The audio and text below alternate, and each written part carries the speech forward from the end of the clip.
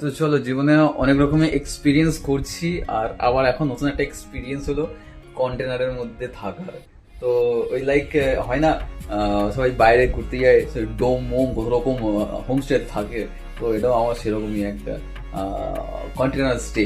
ঠিক আছে, তাও আবার প্ল্যান্টারের ভিতরে। আমি কিন্তু এখনো প্ল্যান্টের ভিতরে বাইরে যাইনি, প্ল্যান্টের ভিতরে আমাকে বাড়িতে বন্ধ করে দিয়েছে, আমি বেরোতে পারছি না।